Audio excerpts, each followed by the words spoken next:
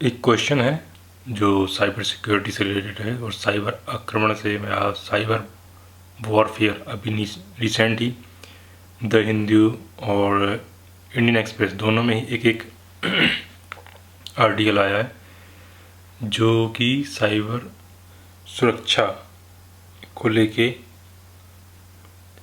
जो संभावित खतरे हैं उनको उसमें बताया है। और रिसेंट में या कुछ महीनों पहले हम देखें तो चाइना की एक साइबर वॉरफेयर की आर्मी बनी है जो क्या करती है, जो हर एक देश की सुरक्षा एजेंसियां हैं या सुरक्षा प्रणाली है, खासकर जो कंप्यूटर से चलने वाली प्रणालियां हैं उन सब में सेंध लगाती है या उनमें वायरस अपलोड करती है, या उनका एक प्रकार से कहना चाहिए कि चाइना ने हैकर्स की एक आर्मी बना के रखी है। तो उससे क्या क्या नुकसान है, क्या नफ़ा है, क्या नुकसान है, उसको हमें देखना है और उससे रिलेटेड क्या इश्यू हो सकते हैं नेशनल सिक्योरिटी को लेके उसको हम देखेंगे। तो उससे रिलेटेड एक क्वेश्चन आया था 2017 में GS paper 3, challenges to internal security through communication network, role of media social networking site in internal security challenge, basis of cyber security में ये से रिलेटेड है। तो हमने इसमें क्वेश्चन आया था जो साइबर आक्रमण के संभावित खतरों की एवं उन्हें रोकने के लिए सुरक्षा ढांचे की विवेचना कीजिए। तो इसके बारे में लिखेंगे। ये हमने अभी क्यों किया है, क्योंकि अभी रिसेंट में ही एक आर्टिकल आया था जो इसमें साइबर वॉरफेयर और साइबर वेपनरी के बारे में लिखा हुआ है। तो हमने इसके बाद एक और क्वेश्चन करेंगे जो कि क्या है, साइबरडोम आपने नाम सुना होगा, केरल से रिलेटेड है, उसके बारे में भी लिखेंगे। तो पहले हम ये वाला क्वेश्चन का आंसर लिखते हैं। तो चलिए शुरू करते हैं। आंसर में हमने शुरुआत की है, जो क्वेश्चन में टर्म्स होती हैं उसी से हमने शुरुआत की है कि साइबर आक्रमण एक अपराध है जो कंप्यूटर व इंटरनेट के माध्यम से किया जाता है। सामान्यतः साइबर आक्रमण द्वारा महत्वपूर्ण कंप्यूटर डेटा, ये जो कंप्यूटर डेटा है, जैसे अभी एक बार एक प्रेस कॉन्फ्रेंस में अंबानी जी जो हैं, इंडस्ट्रियल अंबानी जी, उन्होंने वो बोला था कि डाटा जो है एक फ्यूल का काम करेगा, मतलब फ्यूचर में फ्यूल का काम करेगा।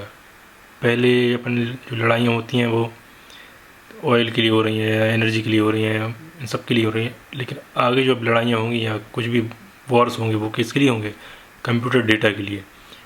तो इसको आप ये लाइन को भी आप कोट कर सकते हैं, मुझे थोड़ा क्लियर नहीं है किस कॉन्फ्रेंस में बोला था, तो आप उसको क्लियर कर सकते हैं और गूगल से आप सर्च करके इसको लिख सकते हैं। फिर है निजी जानकारी इत्यादि की चोरी होती है, मतलब महत्वपूर्ण कंप्यूटर डेटा और निजी जानकारी की इत्यादि की चोरी होती है। भारत में साइबर आक्रमण पर report Indian computer emergency response team या सर्ड, इनको यहाँ पीछे लिखा गया, CERT means computer emergency, R for response, T for team और IN मीन्स इंडियन, द्वारा तैयार किया जाता है।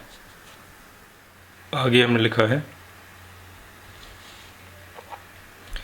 कि पिछले कुछ दिनों में डेटा की उपलब्धता तथा तीव्र डिजिटलीकरण के कारण लोगों द्वारा इंटरनेट का उपयोग लगातार बढ़ रहा है। इसमें ऐसे लोग भी शामिल हैं जिन्हें सुरक्षा की पूरी जानकारी नहीं है। इससे साइबर आक्रमण का खतरा बढ़ता है। मतलब जिन्हें सुरक्षा की पूरी जानकारी नहीं है, मीन्स हम आप जैसे लोग जिन्हें लगता है कि मान लो मैं हमारा कोई अकाउंट हैक कर लेगा, कुछ भी कर लेगा, तो मेरा क्या जा रहा है। तो इन लोगों की वजह से ही, मतलब हम जैसे लोगों की वजह से ही, जो ना समझ हैं, जो ये बोलने लगते हैं कि कोई मेरा अगर कुछ भी अकाउंट हैक कर ले जिसमें पैसे भी ना हो, कुछ भी ना हो, तो आप जान लें कि हैकर्स जो है, अगर आपका बैंक अकाउंट भी हैक कर लेता है तो अगर मान लो भले उसमें कुछ भी नहीं है, आप कुछ भी पैसे नहीं रखते हैं, 1000 रुपये डले हैं, 2000 रुपये डले हैं, लेकिन उसको एक लिंक मिल जाती है कि पूरे, जैसे आप जिस भी बैंक अकाउंट में आपका खाता खुला है, तो एक लिंक मिल जाती है आपके थ्रू कि उस वो बैंक की जो ज़रूरी फाइलें हैं वो उनको चुरा सकता है और पूरे बैंक को ही एकदम बुरी तरह से नुकसान पहुंचा सकता है। तो हमेशा इस बात को लेकर सतर्क रहें। जब भी अगर आप कहीं इंटरनेट बैंक का यूज़ कर रहे हैं या कुछ भी कर रहे हैं तो आप ज़रूर लॉग आउट करें और 2 स्टेप वेरिफिकेशन या 2 स्टेप लॉगिन का यूज़ ज़रूर करें। ठीक है, तो ये है ना, जिन्हें सुरक्षा की पूरी जानकारी नहीं है उनके लिए मैं बता रहा हूँ सब। और इससे साइबर आक्रमण का खतरा बढ़ता है, जो मैंने अभी आपको बताया। तभी हम इसके खतरों की, हम उसको रोकने के लिए, तो पहले हमें खतरे क्या क्या हैं। अब हम क्या लिखेंगे, संभावित खतरों। तो हमें संभावित खतरे लिखने हैं, तो मैं आगे लिखेंगे संभावित खतरे। साइबर आक्रमण के संभावित खतरे। एक रैंसमवेयर है, वानाक्राई रैंसमवेयर हमला। इसमें क्या होता है, इसमें लोगों के कंप्यूटर सिस्टम को लॉक कर दिया जाता है और उसको ओपन करने के लिए फिरौती की मांग की जाती है। नेक्स्ट पॉइंट है कि राज्य सरकारों के महत्वपूर्ण बुनियादी ढांचे जैसे नगर परिवहन, विद्युत ग्रिड संचालन, सड़कों के लाइट सिग्नल और नली नालियों इत्यादि का नियंत्रण डिजिटल व्यवस्था से ही हो रहा है। इसके संचालन में व्यवधान उत्पन्न कर जनजीवन को बहुत बुरी तरह से प्रभावित किया जा सकता है। और इसका अगर आपको एग्जाम्पल लिखना हो तो बहुत अच्छा एग्जाम्पल है। उदाहरण के तौर पे लिख सकते हैं कि डाई हार्ड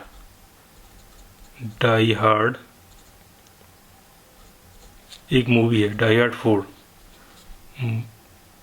मूवी में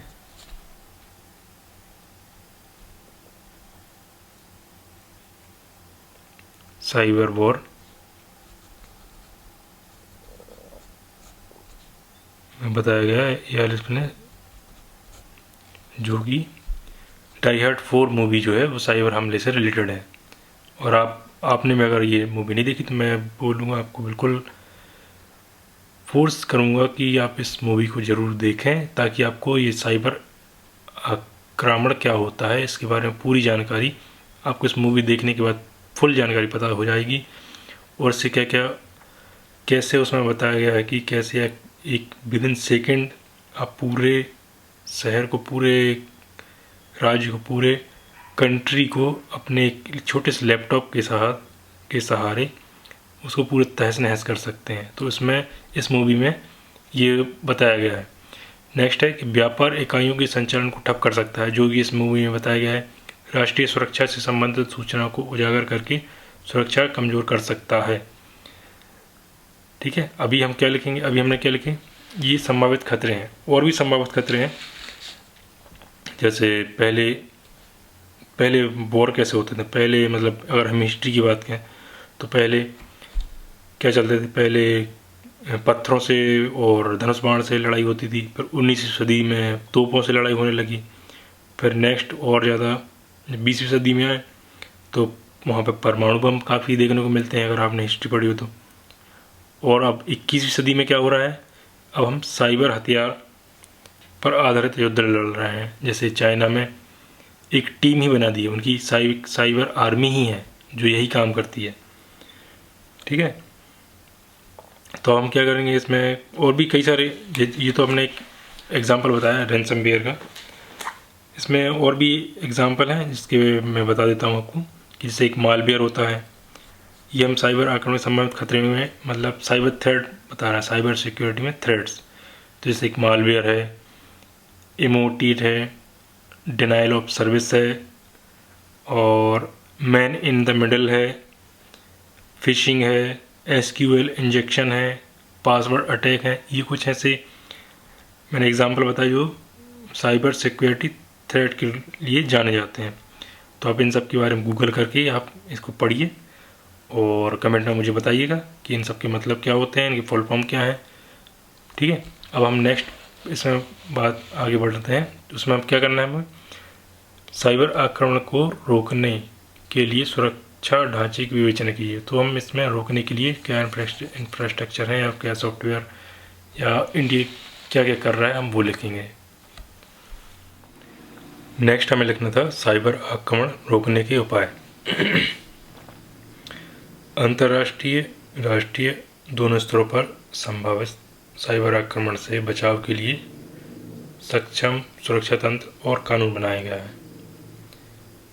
ICANN, NCCIC, इनकी आप हमें फुल फॉर्म और इनके बारे में थोड़ी थोड़ी जानकारी आप जो है कमेंट सेक्शन में हमें कमेंट करके बताइए।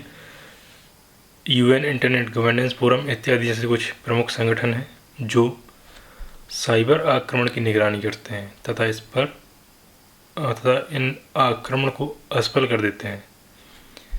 नेक्स्ट लिखा है हमने, साइबर सुरक्षा की आवश्यकता को देखते हुए भारत सरकार ने राष्ट्रीय साइबर सुरक्षा नीति 2013 तैयार किया है। इस नीति का उद्देश्य नागरिकों, व्यापारियों, व्यापारिक संस्थाओं, सरकारी कार्यालयों इत्यादि के लिए सुरक्षित साइबर स्पेस का निर्माण करना है। साइबर आक्रमण के खतरों से निपटने के लिए भारतीय राष्ट्रीय नोडल एजेंसी कौन है? सर्ट-इन का फुल फॉर्म क्या है? कंप्यूटर इमरजेंसी रिस्पांस टीम, जो इंडिया के लिए बनी है। तो computer, C for computer, E for emergency, R for response, T for team, और इंडिया में बनाई गई है।